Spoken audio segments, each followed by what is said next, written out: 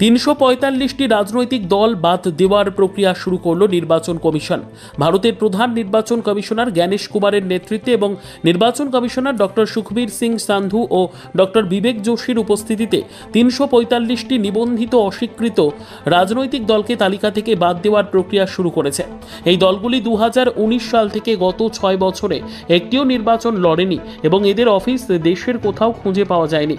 এই ৩৪৫টি দল দেশের বিভিন্ন রাজ্য ও কেন্দ্রশাসিত অঞ্চলে রয়েছে। কমিশনের নজরে এসেছে যে বর্তমানে নির্বাচন কমিশন নিবন্ধিত ২৮০০-র বেশি নিবন্ধিত অস্বীকৃত রাজনৈতিক দলের মধ্যে অনেক দল এমন রয়েছে যারা এই তালিকায় থাকার জন্য প্রয়োজনীয় শর্ত পূরণ করতে ব্যর্থ হয়েছে। সেই কারণে নির্বাচন কমিশন দেশব্যাপী একটি বিশেষ অনুসন্ধান চালিয়ে এমন ৩৪৫টি দলকে চিহ্নিত করেছে যেন কোনো দল অন্যায়ভাবে বাদ না পড়ে।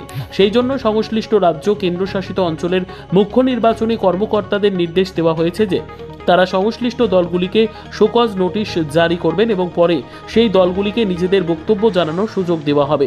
চূড়ান্ত সিদ্ধান্ত ভারতের নির্বাচন কমিশন গ্রহণ করবে। ভারতের রাজনৈতিক দল নির্বাচন কমিশনের অধীনে ১৯৫১ সালের জনপ্রতিনিধিত্ব আইন ধারা ২৯৭ অনুযায়ী নিবন্ধিত হয়।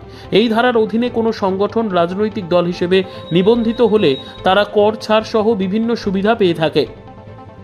এই উদ্যোগ রাজনৈতিক ব্যবস্থাকে পরিষ্কার এবং শৃঙ্খলিত করার লক্ষ্যে নেওয়া হয়েছে। এমন সব দল যারা ২০১৯ সাল থেকে লোকসভা বা রাজ্য বা কেন্দ্রশাসিত অঞ্চল, বিধানসভা বা উপনির্বাচনে অংশগ্রহণ করেনি এবং যাদের অস্তিত্ব খুঁজে পাওয়া যায়নি, তাদের তালিকা থেকে বাদ দেওয়াই এই প্রচেষ্টার লক্ষ্য। এই প্রথম ধাপে ৩৪৫টি নিবন্ধিত অস্বীকৃত রাজনৈতিক দল চিহ্নিত হয়েছে এবং এই কার্যক্রম ভবিষ্যতেও চলবে রাজনৈতিক ব্যবস্থাকে স্বচ্ছ ও কার্যকর রাখার লক্ষ্যে। ভারতের নির্বাচন কমিশন এক প্রেস রিলিজে এই সংবাদ জানিয়েছে। নিজস্ব প্রতিনিধির রিপোর্ট, দুরন্ত টিভি।